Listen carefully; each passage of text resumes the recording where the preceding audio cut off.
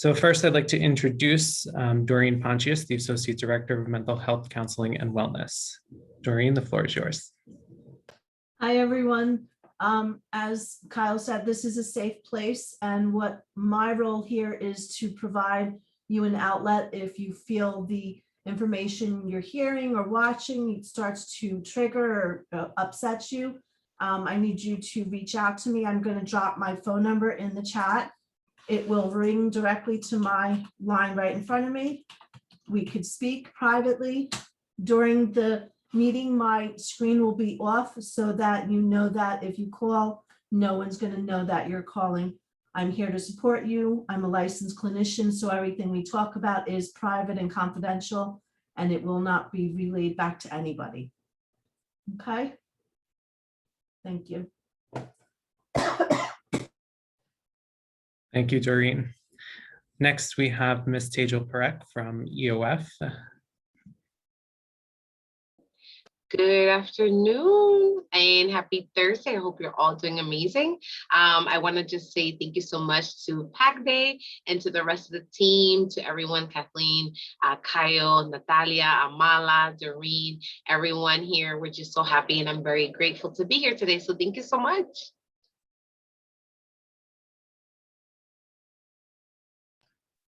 Okay, and to introduce our facilitator, Ms. Kathy Smith-Waning from the Health Sciences Division.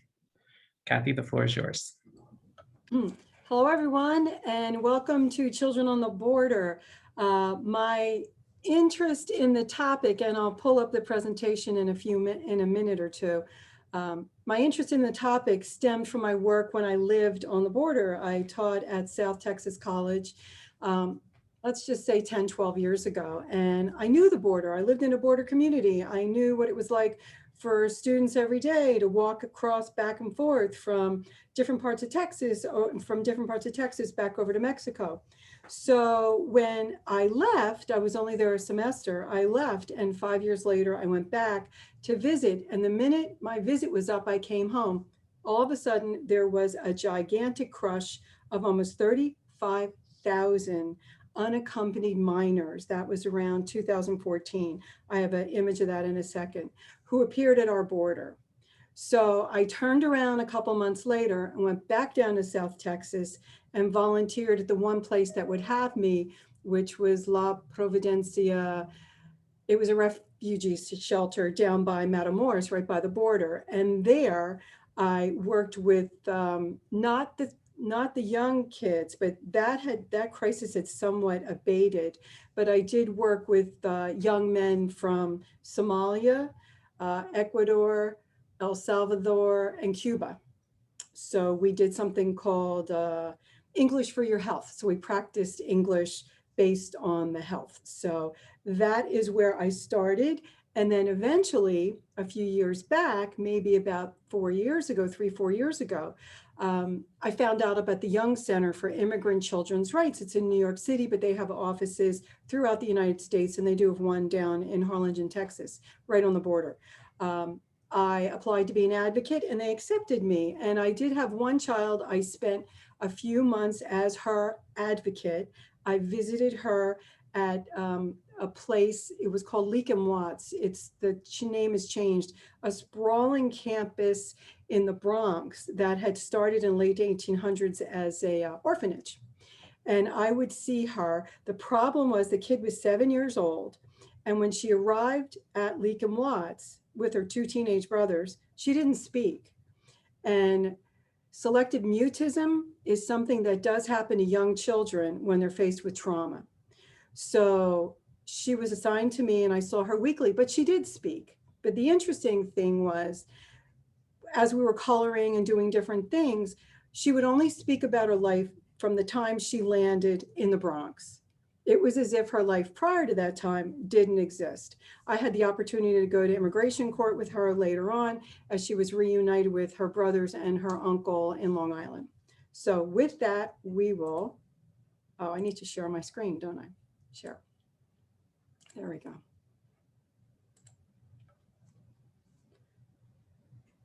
Okay, so that is my background. Now let's go to that slideshow. It always takes a minute. Okay. So what we will do is at the Young Center. Now, mind you, I'm pretty old and I had never really paid attention to, oh God, I don't want it to do this on its own, to the United Nations Convention on the Rights of the Child. At the Young Center, we did 2 days of orientation at Fordham University, and we spent a fair amount of time dissecting the United Nations Convention on the Rights of the Child. So in some of my anthropology courses and some of the readings I've had the students read, we apply where the rights of the child have been violated. So today, our format, there'll be a short video, it actually is 2 minutes, will define what the Convention on the Rights of the Child are. Just 4 core principles, a few core terms. We don't have time to dissect the whole convention. It could take a semester. We'll define who an unaccompanied alien child is. Yes, that is a real government term. God help us all. We will listen to children's stories. Then we will cascade into sessions 0 tolerance policy. And if we have time, we'll look at Title 42, the impact today. So I've just got to move everybody over. So the United Nations Convention on the Rights of the Child is often referred to as CRC. So first, what is the United Nations? The main function of the United Nations is to preserve international peace and security and to protect human rights. Now, the CRC is the most ratified global treaty. It was ratified by almost every country on the globe in 1989. There are 3 parts, 56 articles, 4 core principles, but the United States is the only country that has never ratified this convention, this treaty. There is hope that this year Biden will finally ratify it. We're not sure when, meaning I get my information from the Young Center. The key terms that we'll pay attention to in 1 minute, Kyle will show a 2-minute video, that the key terms to pay attention to, the United Nations identifies states parties. Those are the countries that signed the treaty. Duty bearers, this is a big one for every one of us. Duty bearers include governments and their employees, anyone within a government agency who is entrusted with the health and welfare of a child, teachers, police, lawyers, anyone who comes in contact with a child and works in their best interest is known as a duty bearer. And then there are rights holders, and the rights holders are considered parents and children. Okay, Kyle, the video, what do I need to do? Just sit still and you'll show it? Or do I stop sharing?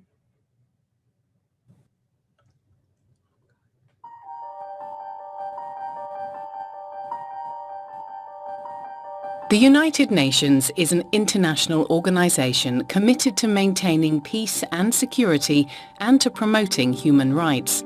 One of the ways it does this is through international human rights agreements. Based on 3 core principles of human rights, dignity, equality, and respect, the United Nations Convention on the Rights of the Child is one of these and sets a global human rights agenda for every person under the age of 18. It was recognized by the vast majority of UN member states in 1989 and is now the most ratified human rights treaty. Countries that ratify treaties are called states parties. In agreeing to be bound by these treaties, they become known as duty bearers, meaning they have a duty to uphold the articles of the convention.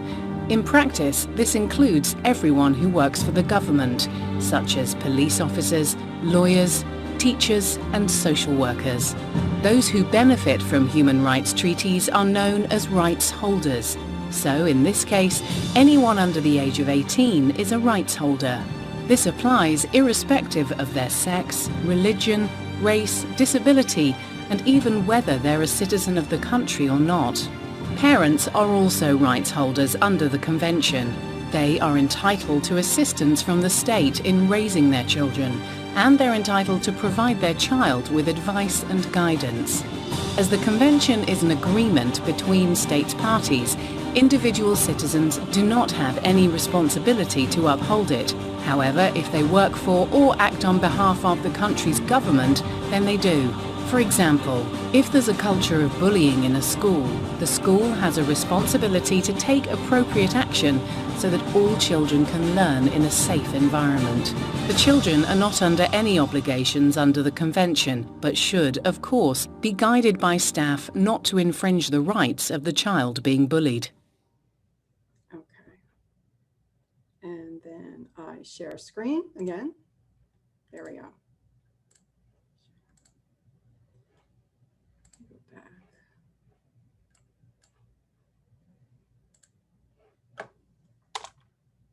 Okay, so the core principles. So core principle number 1, non-discrimination. So, okay, Article 2 of the treaty says, each state will ensure each child within the jurisdiction without discrimination of any kind, irrespective of the child's parents, legal status, guardianship, race, color, sex, language, religion, political or citizen opinion, national, ethnic, or social origin, poverty, disability, or birth order status will not be discriminated against. Another one that's embedded in here, which is a big one, is citizenship. I've watched, now let me back up a tiny bit. The rights of the child are the basics, the bare minimum. The United States doesn't have to ratify the rights of the child. I can report to you that the rights of the child is a document that is used by many, many, if not most, immigration attorneys. When I was with Sophia, a pseudonym, in the court with her the day that she presented for the first time without legal representation, but the Young Center was there until a member from KIND, Kids in Need of Defense attorney, could represent her. The judge at the time said, based on the rights of the child, I'm going to ask you what the child wants. And then we discussed it. So that immigration judge followed the core principles of the convention. Another core, now this is the bare basics. So within each country, there will be other laws and statutes and policies which will also supersede these rights and are embedded into the everyday culture of that country. But all of us know there's many countries where there are not many human rights that are adhered to. So this is the core basics. Let me give you just one example. In one core principle embedded in all this is education. Each child is to be educated in the place of residence, and it has nothing to do with the citizenship of the child. That's been our policy in the United States since, I believe, the 60s. In Mexico, where I spend a lot of time with Oaxaca street children volunteering at their center, occasionally I'll go to the immigrant center run by the Catholic Church. And one day I was there, and there were many teachers from Mexico working with a bunch of little kids at picnic tables. And I asked the director what was going on. Is it school? She said, no, these kids, the children of the parents were from Central American countries. In Mexico, if you're not a citizen, you don't get any education. So they've already violated the core principle that every child deserves an education no matter where they're from while they're dwelling within your borders. So that's one thing I noticed right away. So it's through the kindness of volunteers that children are educated when the country won't take responsibility. Core principle number 2, best interest of the child. So this is interesting. Young Center, just the other day, I'm moving you guys over so I can see this, posted this on their website. I'd been to a webinar last week. In all actions concerning children, public or private social institutions, the best interest of the child shall be a primary consideration. Well, that sounds good, right? That sounds like that should be a core principle. But what's the interpretation? So the Young Center has gone even further to say, one challenge in developing best interest determinations requires acknowledgement that best interest is a loaded term. And if you have experience in domestic child welfare system, you know that best interest has been used as a weapon against Black families, families of color, because people interpret best interest without taking into account implicit bias, explicit bias, structural racism, and paternalism.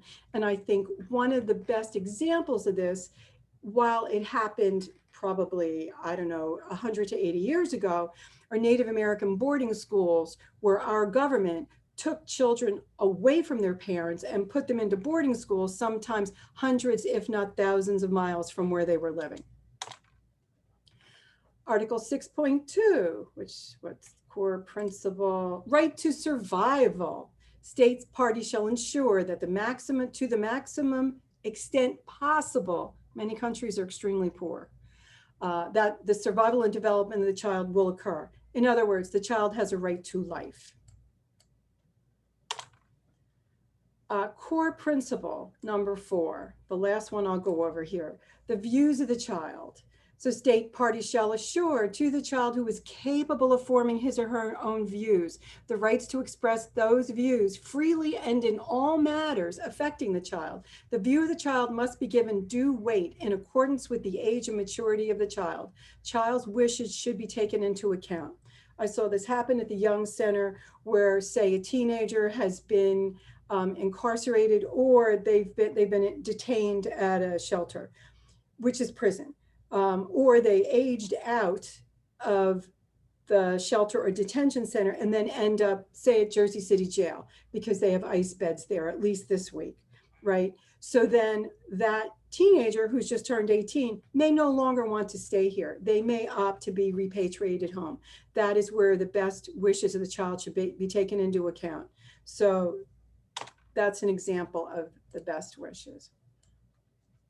Now, what is an unaccompanied, well, let's go back to our definitions about who are these kids, what are they called, who takes care of them. It is an alphabet soup of responsibility. And these are definitions defined by the American Bar Association Commission on Immigration. So who is an unaccompanied alien child? Known as a UAC in the legal literature. It's a horrible term, but it's a term that's been used for decades. An unaccompanied alien child is someone who has no lawful immigration status in the country, not attained 18 years of age. And this is interesting because this seems to have been ignored with the zero tolerance policy. Or this child who has no parent or legal guardian in the United States, or no parent or legal guardian in the United States to provide care or physical custody. Now, the agencies, so let's just talk briefly about the agencies that are responsible. If a child or family, let's stick to children, they present themselves at the border, that's Department of Homeland Security. They're the cops. That's ICE. That's Customs and Border Patrol.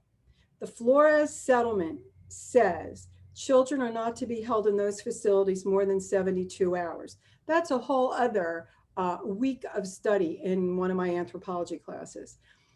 So that's the Department of Homeland Security. But then once a child moves from Department of Homeland Security, Customs and Border Patrol, they go over the DHHS is department, they go over to Department of Health and Human Services. That's a kinder, gentler place. Not the best, but better. And under the HHS is the ORR, the Office of Refugee Resettlement, who is the authorized agency for the care of children and families. Things are better with the ORR.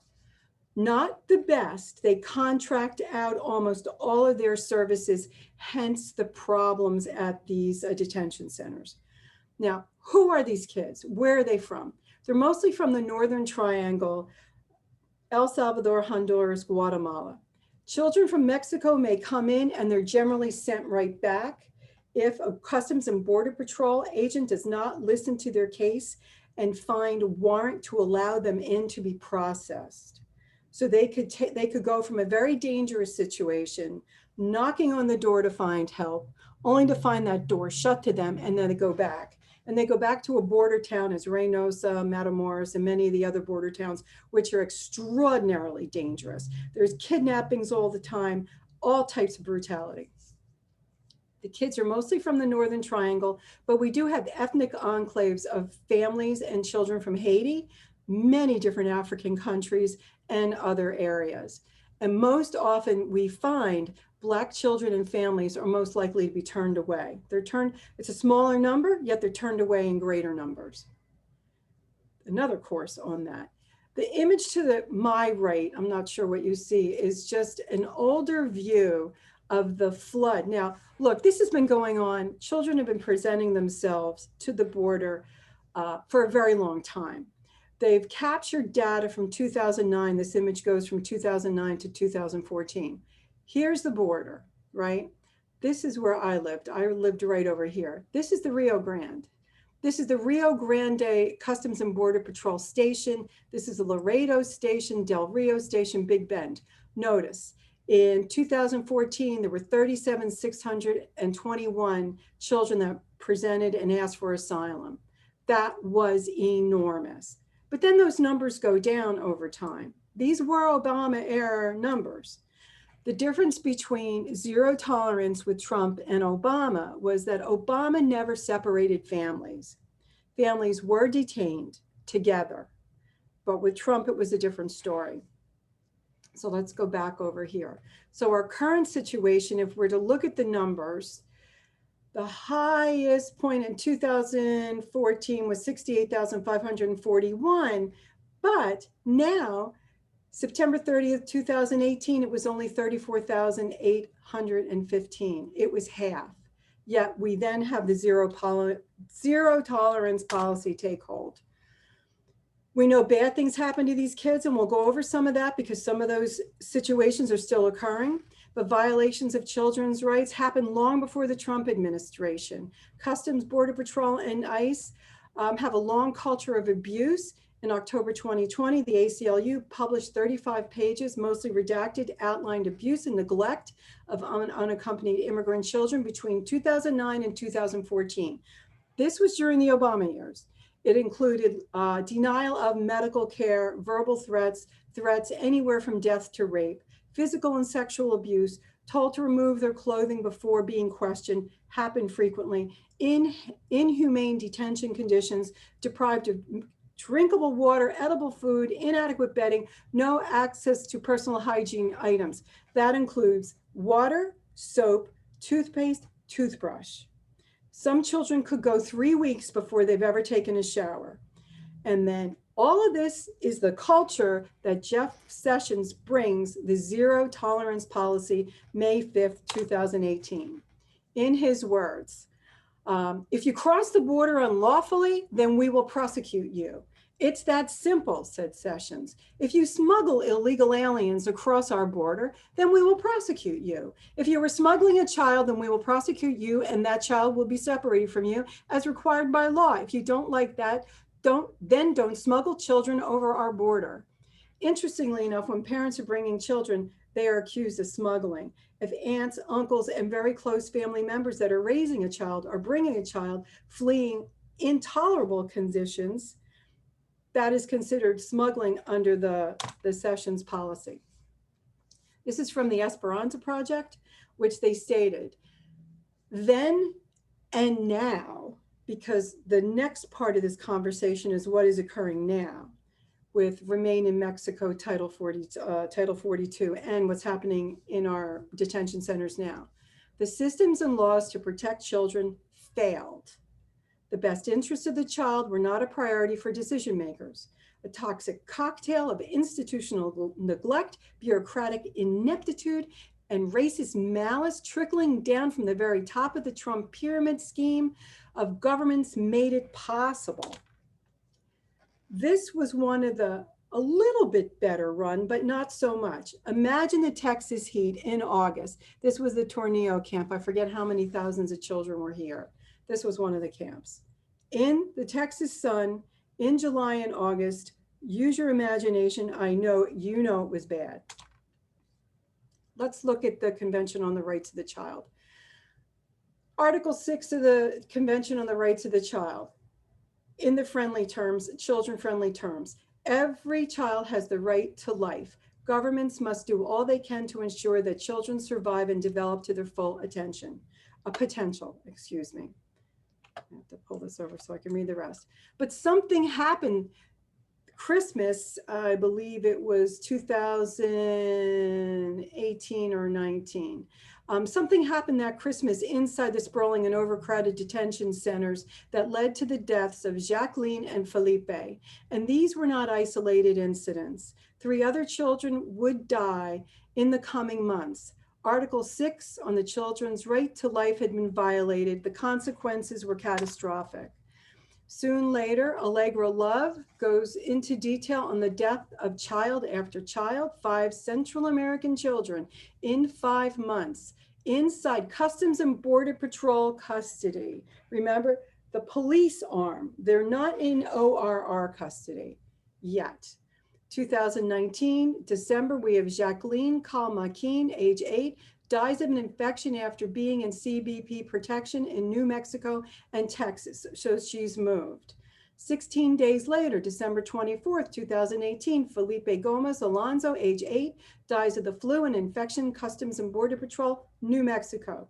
April 30th, 11 days after he was apprehended by CBP, Juan de Leon Gutierrez, age 16, died of an infection after being transferred to the Office of Refugee Resettlement, custody in Texas. Shouldn't happen. Remember, I said it was the better place. May 14th, an unnamed 2-year-old died in a hospital being in Customs and Border Patrol custody in Texas. Wilmer Josu Ramirez Vazquez, the 4th Guatemalan child to die in as many months. 6 days later, May 20th, Carlos Hernandez Vazquez, age 16, died in Customs and Border Patrol custody in Texas after having flu-like symptoms. It's tragic. We know it's tragic. So, children's right to health. I will go directly to UNICEF's child-friendly summary of Article 24. You have the right to the best healthcare possible, safe water to drink, nutritious food, a clean and safe environment, and information to help you stay well. When a child gets sick, there is a moral and legal obligation for governments to attend to that child's health. Putting vulnerable immigrant children in hiladas or ice boxes is not conducive to Article 24 by any stretch of the imagination. But with Sessions and the Trump administration, deliberate cruelty was the norm. Is that the right one? It is. Now, some of these images come directly from Project Amplify. I follow Wendy Warren Binford. She's an attorney, child rights attorney. I don't know if you can see this. And it comes from her book. I've been in email contact with her over different questions I've had, and I've been on listservs where she acts as a moderator. And she, along with many other immigrants' rights organizations, put together this book. I'm donating this book to the library. I'll get another one for North Hudson. Okay, this image here is showing you what artists have depicted from children's stories. So what Project Amplify did was the human rights activists, attorneys, physicians, nurses, people, faith-based people who were bilingual in many different languages, not just Spanish, but also some indigenous languages, went in and interviewed the children. And these images come from those interviews. So the child is in the custody of Customs and Border Patrol and hears ethnic slurs constantly being thrown at them. Go back to where you came from. You are pigs. You came here to ruin my country. These were common themes.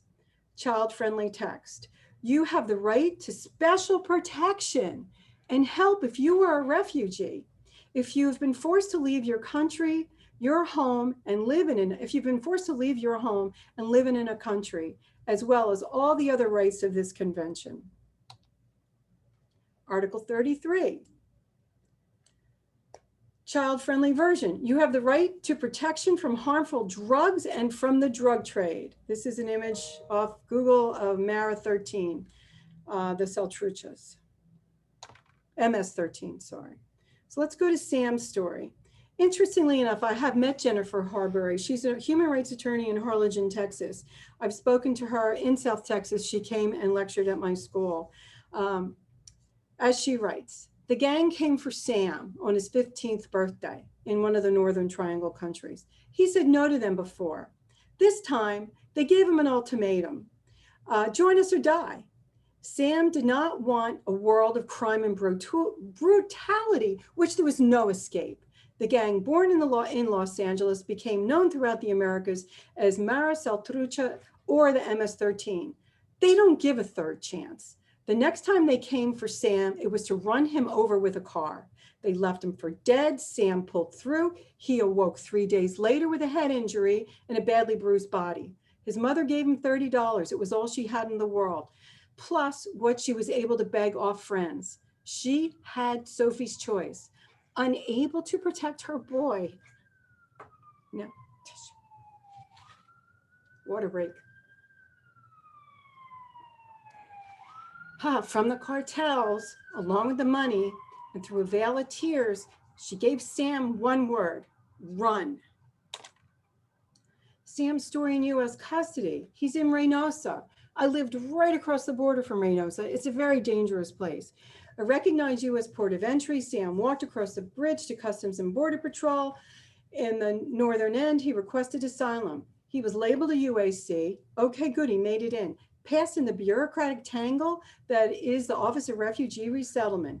ORR kept him in custody. Okay, locked in a shelter. Government speak for unregulated, off-limits detention center for kids. What that means is, because it's not regulated, there's no entity that can go in and monitor. There's no Department of Health that can go in and look. There's no Department of Education. There's no Department of Corrections. I'm just thinking of all these other agencies that may have to monitor a facility like this. So it's unregulated and off limits to any type of regulatory agency that can spot a deficiency and help them correct it. So he was in this place until his 18th birthday, when they can no longer legally hold him. There he received little education, was sexually abused by staff of the shelter where he was incarcerated, as well a number of other children.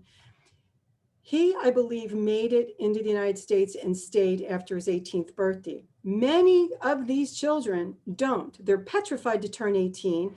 I heard this from the Young Center, that they were worried that the white van would soon show with shackles to shackle them and put them in the van right here in New Jersey, right here over the bridge in New York, and take them to the closest ICE bed in a local jail.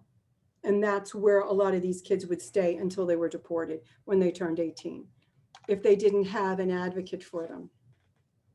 Article 9, you have the right to live with your parents unless it is bad for you. You have the right to live with a family who cares for you. Article after article of the Convention to Protect Children was willfully and negligently violated during the Trump administration. But it was Article 9 that drew international condemnation and outcry from every corner of the planet. Here's another image from the book. Dora. So I have here, this is a little girl, the image of a little girl that speaks. They lined us up, checked our hair and our skin. They checked our birth certificates. That is when they took my sister from me. So let's listen to Dora. So Dora is actually a parent from the Democratic Republic of Congo. She fled with her 7-year-old son after years of extraordinary abuse at the hands of her husband. She arrived at the border and turned herself in to the immigration agents requesting asylum.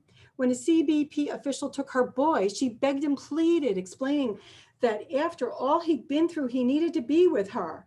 The officer told her she deserved to lose her child and would not see him again until he was 18 years of age. Cruelty was the norm. Article 3 and Article 4. Article 3, the best interests of the child must be top priority in all decisions. And Article 4, governments must do all they can to make sure every child can enjoy their rights by creating systems and passing laws that promote and protect children's rights. We see that did not happen. More children's stories. This is really a sad picture. So they would house in the customs, these are the cages, right? In Customs and Border Patrol, they would house boys and girls together. So they're only supposed to stay there 72 hours. Oftentimes they stay there 3 weeks or more. And they were together in one place. Notice there's 3 toilets in this image. Everyone watched everyone using the bathroom. And as the little girl said, everyone can see me when I'm using the toilets. At times I'm so embarrassed because there are boys watching me. My sister and I hold up a blanket for each other so no one can see us when we go to the bathroom. Humiliation was the key, and cruelty. Alma, children's story. Alma was taken to court the day after requesting asylum for her and her 2 children. They aged 7 and 9. When she returned to the Customs and Border Patrol Processing Center, her kids were gone. She too was told she would never see them again, that they would remain in the US and she would be deported. Likewise, Esperanza, whose husband had gifted her to an MS-13 gang leader as a sex slave, ran to save her son, who witnessed her being raped too many times to count. The CBP officer told her he belongs to the US government now. Article 5. Family reunification. Governments must respect the rights and responsibilities of parents and carers to provide guidance and direction as a child grows up. But if we go further on for family reunification with Article 10, governments must respond quickly and sympathetically if a child or their parents apply to live together in the same country. If the child's parents live apart in different country, the child has the right to visit them and keep in contact with both. This was a reunification in, I believe, Texas. Article 3. This is what's happening today. So I'm segueing from Trump era. Sessions policies are no longer in place. Children are still coming. And on February 22nd, 2021, this is the Carrizo Springs facility. It was originally a place for oil workers. And it is a place, an overflow place for children ages 2 to 17. Look at these kids. They're at the Carrizo facility. It will accommodate almost over 1,000 children, some in hard-sided structures. What that means, most in tents. And to the image on the bottom, that's a tent, and see the bunk beds. Imagine when the conditions in the Texas desert, and I'm sorry, later on we'll see another site at Fort Bliss, which is 10,000 times worse than this, as to where children are currently kept just of a couple weeks ago. Okay. Article number 3, the best interest of the child must be top priority in all decisions and actions that affect the child. Violated. Now, why is this important for us? It is important for us, other than I think all of us need to understand this convention, because I was a latecomer to the conventions. Let's look. I looked this up on the OR website. As of May 31st, 2021, these are the children, UACs, that have been released to New Jersey.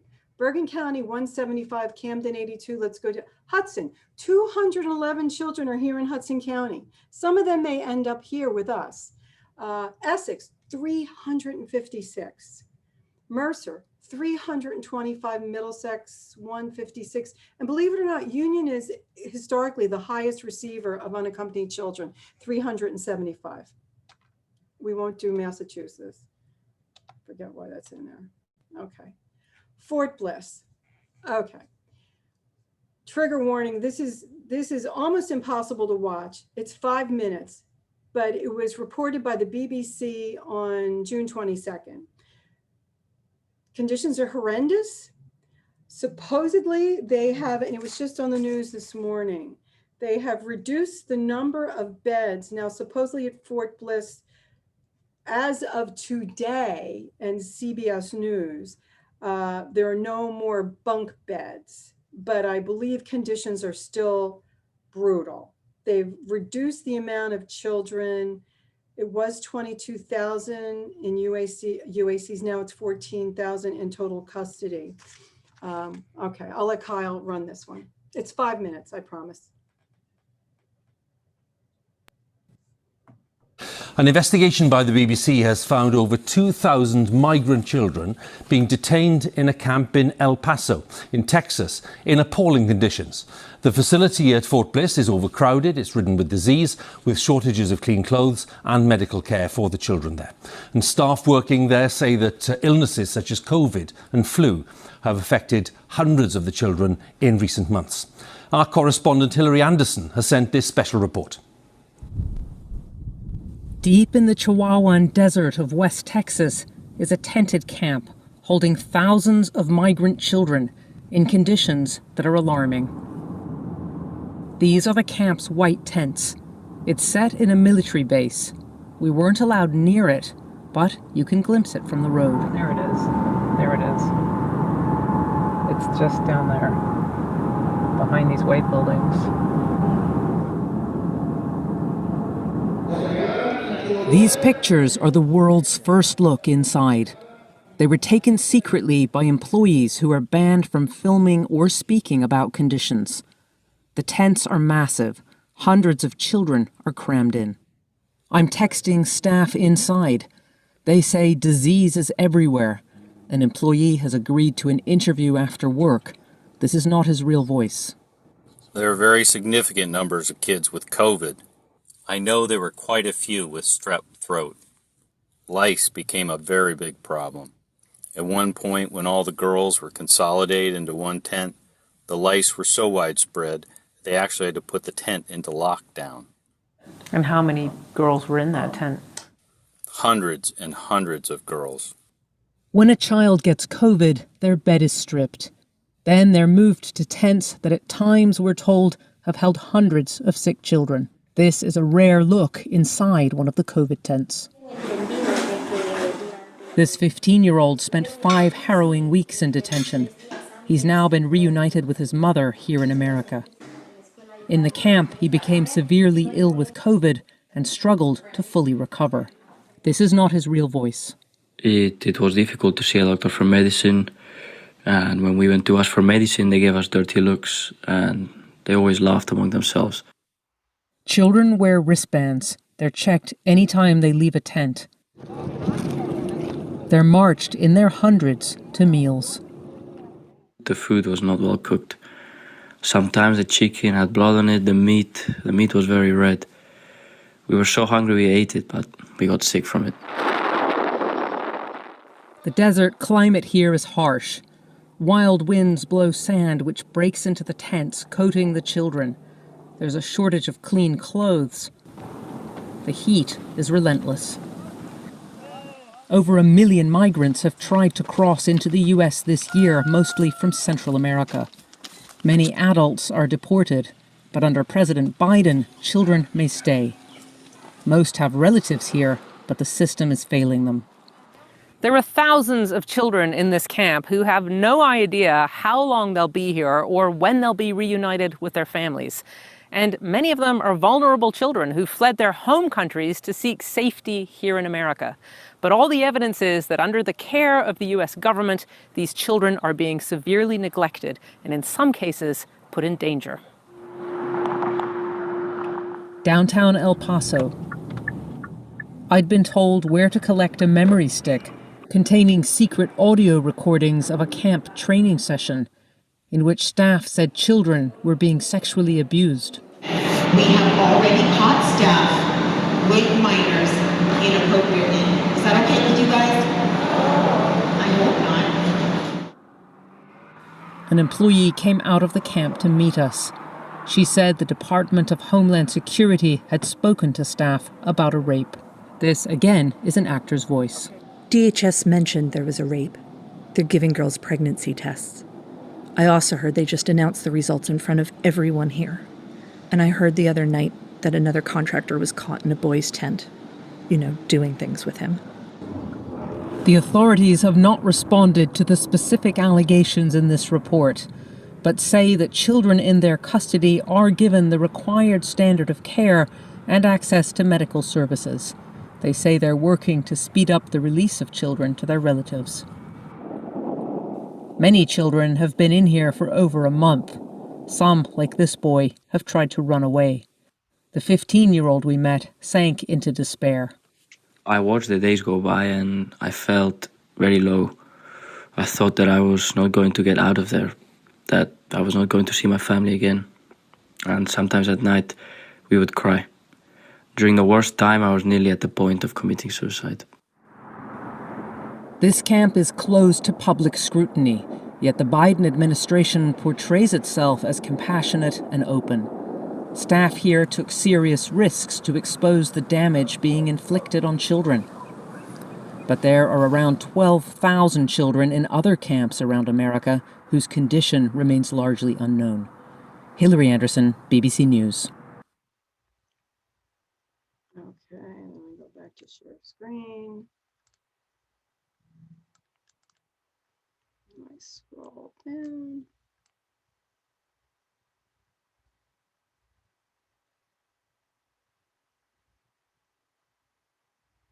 Okay.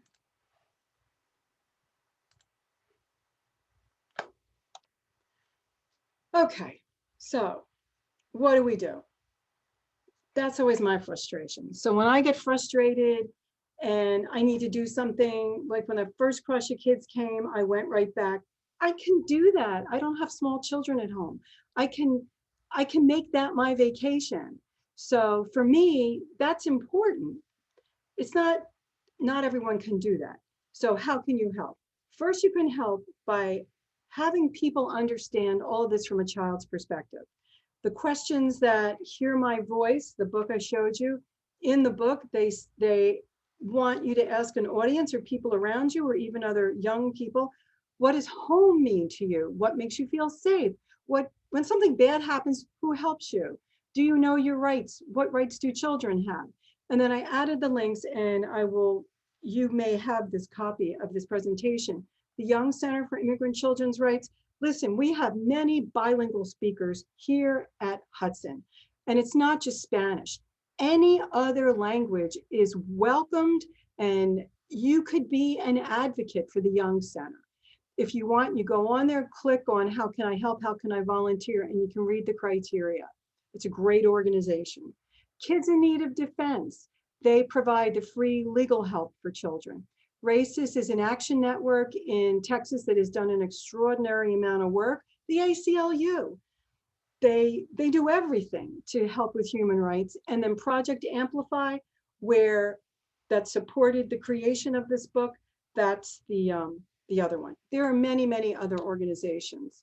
And just real quick, we don't really have time to go into DORA versus Sessions, but something I came up with, I found when doing the research on this, not too long after zero tolerance went into place, a lawsuit was brought against Sessions, and it was called DORA versus Sessions, and it was filed by the Muslim Advocates. I did not know there was an advocacy group called the Muslim Advocates.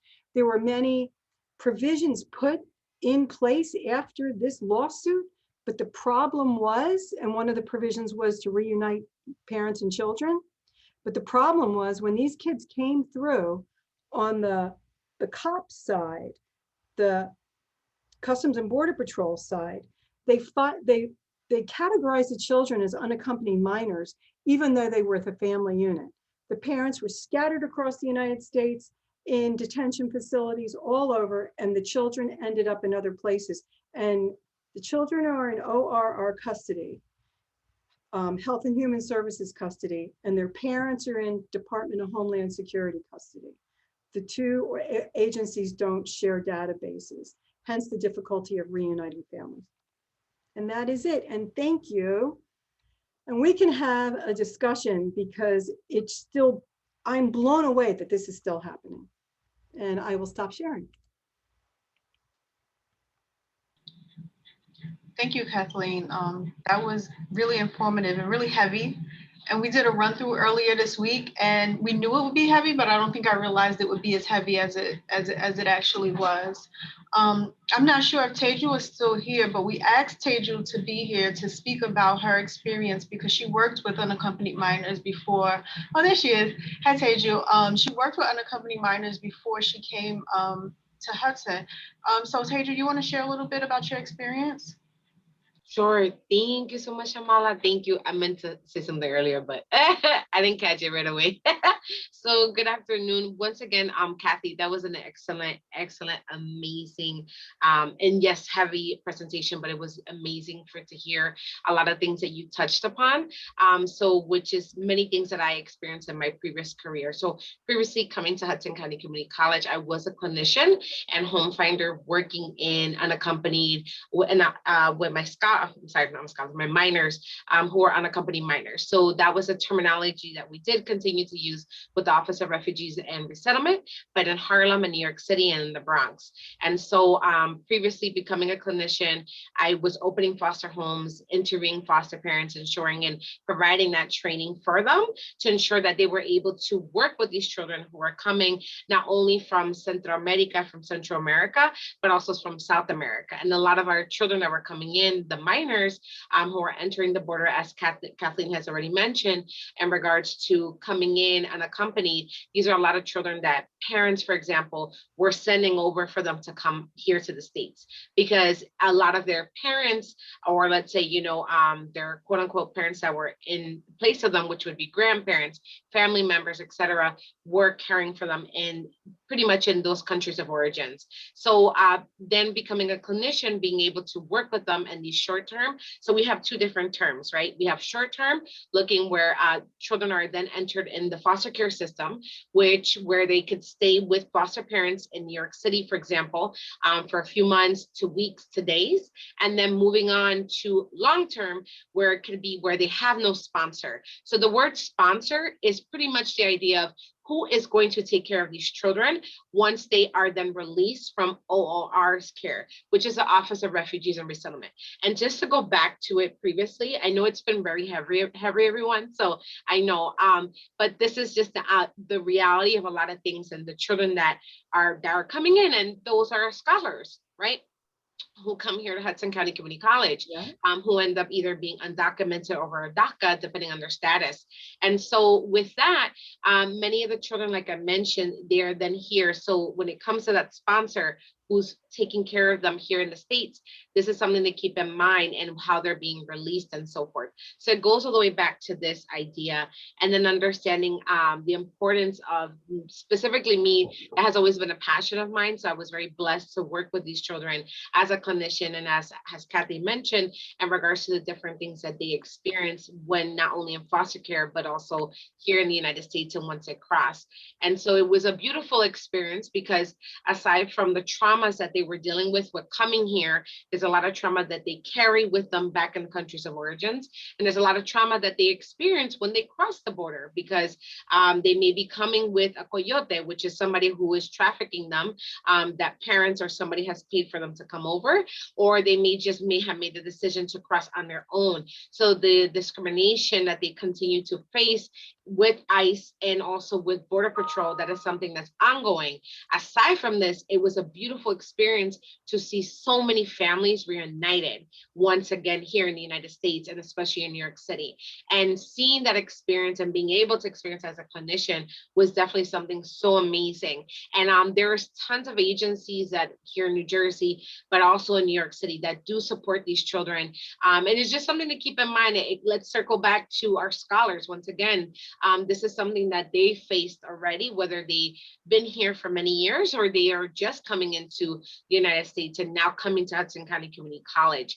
So this is just something to keep in mind. And like I mentioned, my experience working with the Office of Refugees and Resettlement, it was a very beautiful experience. It was a grateful experience, because aside of all the things that they went through, they then had me as their clinician, and being able to work with them and finally get them reunified with their parents or family members here, and then see, one beautiful moment just to share with you all to visualize that was that once the case was released and the Office of Refugees and Resettlement allowed them to come out of foster care, we would all get up as, workers and clinicians, and we will all applaud once the families are reunified. And we were just so excited and happy, because that was the goal. The goal is to reunify, especially when they're coming into foster care. So this separate experience that, as Kathy was explaining, with them coming in and crossing, my experience was specifically with foster care and working with these children to reunify them with their parents or their sponsor, or find them asylum if they were in long-term foster care, meaning that they had no one here to sponsor them and care for them. And they had to be under the age of 18.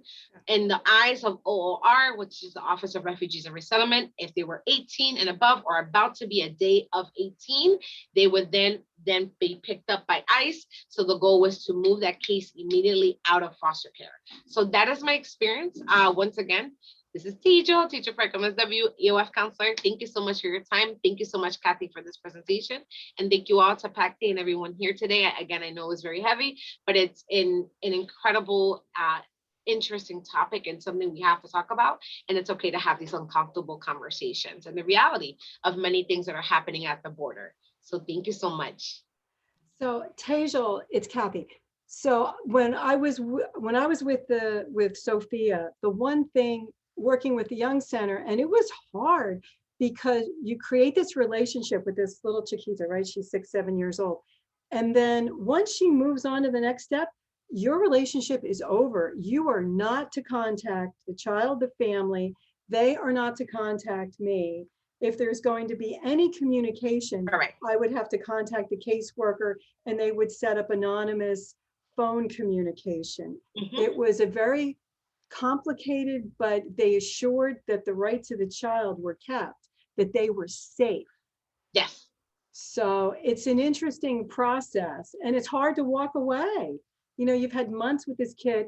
And I do have to say the foster care system, if she had not been in a really good foster home and then the reliability of the day program, she might not have spoken for months on end.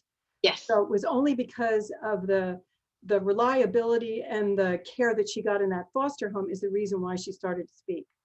Which is the goal. The goal is always in that system, and specifically when I was opening foster homes, is to specifically provide that safe space and ensure that foster parents are equipped to understand that they are not in like the regular foster care system, which I've had experience in as well in my career, is not the regular foster care system where, you know, birth parents can visit and so forth, and visits are supervised. This is different. You know, these are children who have a different experience of traumas that they're carrying, and they may have experience, you know, throughout the border or countries of origin. So yeah, and then it's something that is very similar to regular foster care, because once a child is released to their birth parent or rights are terminated and they are then in the process of adoption with the foster parent, very similar of where the contact is then cut off. And it's on purpose to protect that child because of the fact that, you know, we want to ensure that the safety and so forth. So yes. Thank you so much, Tejo, and thank you again, Kathy. We just wanted to, we are at the 3 o'clock hour, so the formal portion of the program is done, and if you need to log out, you can. Otherwise, we'd like to continue the conversation and open the floor up to just hear your thoughts and what you feel and, you know, where everyone is right now after Kathy's presentation.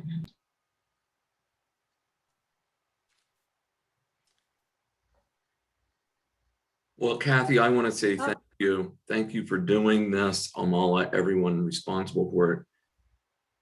I've been very, very exercised by this. Every day I see the images on TV, this almost takes it to a new level.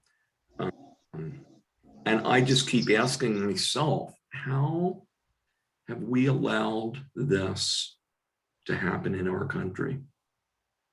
You know, growing up, I always felt my parents and my community, everyone instilled in me the, you know, how grateful I should be, we should all be, that we live in the United States of America, where people are free. And when we've studied genocides and the Holocaust, we all, as Americans, you know, have said to ourselves, how could a society let that happen? And look what we are letting happen in this nation. This is unconscionable. And, you know, now I don't want to get political. It's not about politics, except it really is in some ways. It's like, I am so concerned about what we see happening with checks and balances. Our founding fathers and mothers, but mainly fathers, were brilliant in setting up checks and balances. And we are in this very moment seeing them all essentially removed. We no longer have two parties that are checks and balances on one another, but that see the importance of justice and exactly this sort of thing not even being possible. We no longer have those checks and balances. We no longer have a Supreme Court. I shouldn't say this, they're continuing to do some of the things that they need to do, but we have a packed court that got that way through unfair political processes. That's a huge check. The check of impeachment is no longer valid because we don't have statespeople that are willing to recognize when injustices like this are happening. I think I'm very concerned about our democracy going forward. And, you know, this is one of the most obvious examples of what we cannot allow to happen. And I just keep thinking, this isn't, you know, I remember when I was in Germany, I had the opportunity to study abroad when I was in college and talk to some Germans about, you know, who had lived through Hitler and Nazism. And everyone said, it was uncanny. Almost everyone said to me, we didn't know it was happening. And it was happening right next to them in some cases.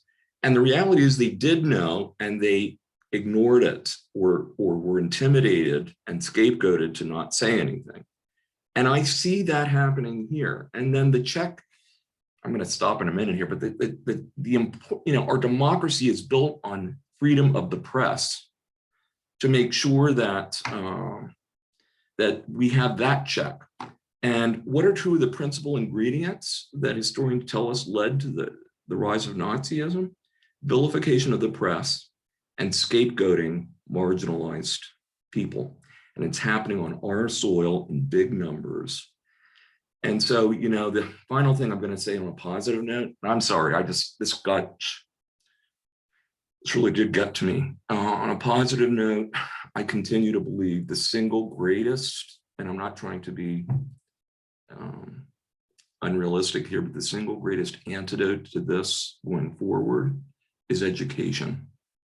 Education, which is what we're about.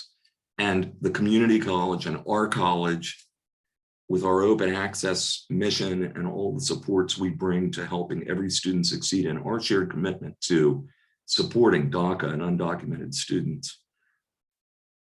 Thank goodness we are in a profession where I think even through the work we're doing together, we can and are making a difference. And as we are able to help more students succeed, we know our students will go forward and be responsible citizens. They are the future. And I'm sorry to ramble like this, but thank you, and I'm going to stop.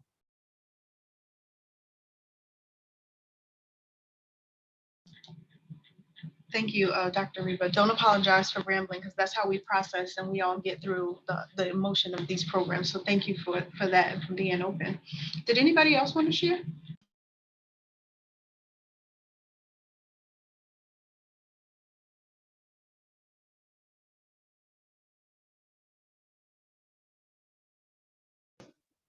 Hi, it's Lisa.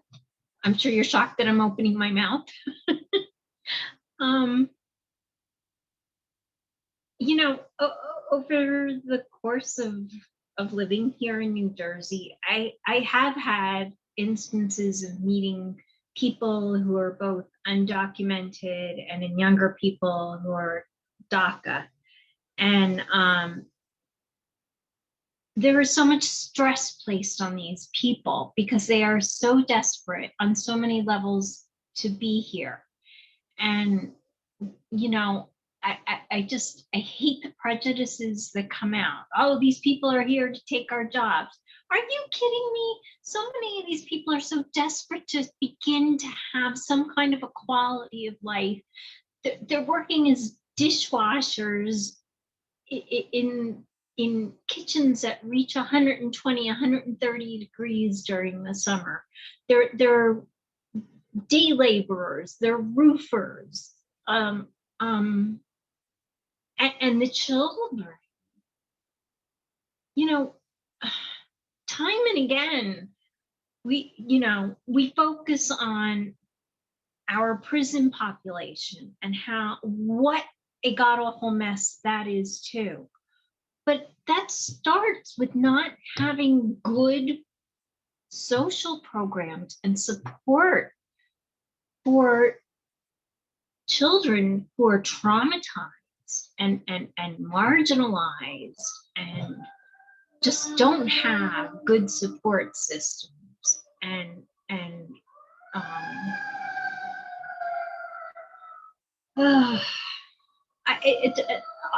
Like Dr. Reber said, it's getting a little bit harder to come to terms with the challenges we have in this country because it seems that every time we move a step forward positively, there is a backlash, and somewhere, somehow, there is, undermining of important rights, of important issues, and it's not just issues. We're talking about people. We're talking about children. So I don't know what to tell you. It's just, I don't have the answers. I know Kathy doesn't have the answers. I know none of us have the answers. Joe Biden doesn't have the answers. He's been handed a huge mess, and he's got so many other things on his plate too. I'm not making him out to be God. He's not. I think at this point, he just doesn't even know how to handle it. And maybe, I don't know, he needs to find people that can begin to address this in a humane fashion. It's very discouraging. But Kathy, thank you so much for bringing this really important topic to us in a public forum. And as always, thank you, Amala, Natalia, Kyle, for all your hard work with Yuri's and Lalisa to facilitate all these programs. I for one, really appreciate it. Thank you.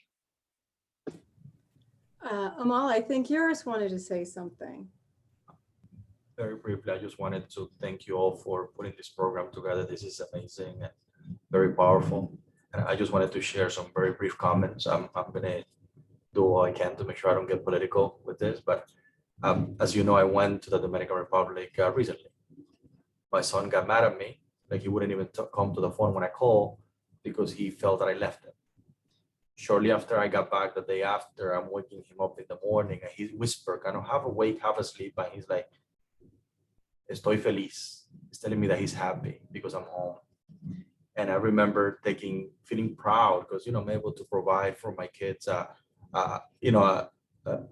happy childhood, and this information brings back the reality that started with an aunt of mine that came in illegally, she just got in a boat and from the Dominican Republic, went to Puerto Rico. A lot of people died in that passage, right?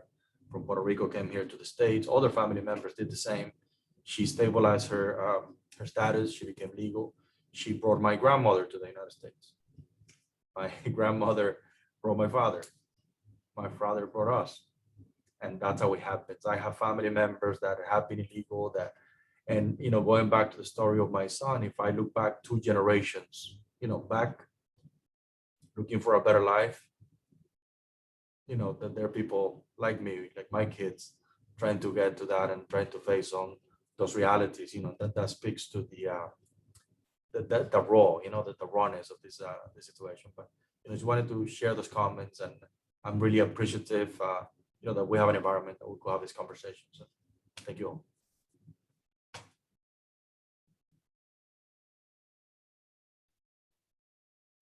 I just want to say something really quick. Yuris, Chris, Kathy, Tejal, thank you all. And thank you everyone for being here. I wasn't ready. I totally was not ready for the heaviness, the weight of that. And it brings me to think of my 8-year-old daughter, and I'm not going to touch upon that just because that's going to bring out the waterworks. But I think about what can I do? What can I immediately do? Kathy, I think you're a hero, taking your vacations and going down there. Like, the only word that I can possibly say. And Tejal, you too. You're doing what you can, and I consider what can we do, and our students here that we might not know specifically their trauma, but how can we arm ourselves to address it with our programming within our pedagogical practices in the classroom. And I think that a step that perhaps we could consider taking is looking into trauma-informed healing spaces training and infusing them into various spaces throughout our college, just so that we are prepared for those instances. So yeah, thank you all. Thank you. Thank you, Natalia. We apologize for heading off into a long weekend with such heavy thoughts on our minds. When I worked in New York, I worked with a large immigrant population, people from all over the world. And, you know, people would tell us stories about how they came over on these makeshift boats and how they had to save up money and pay so much money to try to get here and get their kids here and things like that. The stories were just stories I was just clueless. I just didn't know about. And so many people from so many different places worked so hard to get their kids here and to provide their kids with safety. And I just wanted to say that we can't tackle everything.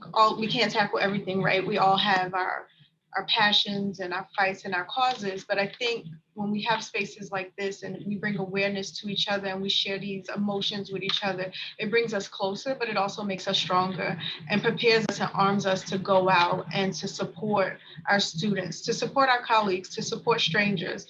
So I appreciate you all for being here, and I appreciate you all for being open and for continuing to show up to these programs and continuing to listen and continuing to volunteer to bring this to the forefront, right? Because we need all the various voices and all the various perspectives to be able to truly create a holistic and diverse programming and just organizational culture. So thank you to all of you that are here. And before we go, I see that Doreen has her hand up. I just wanted to say thank you for sharing this opportunity for me to support you guys. I think talking about it is the first step in doing our part, because we're saying, what can we do? We just watch this sadness and for children to go through. We're parents. I'm a parent. I can't imagine my child even going through something like that. So yes, it makes our hearts heavy, but I think if we don't talk about it and don't address it, we're doing ourselves an injustice to not bringing it up. And bringing it up means that we're going to continue to keep doing something about it.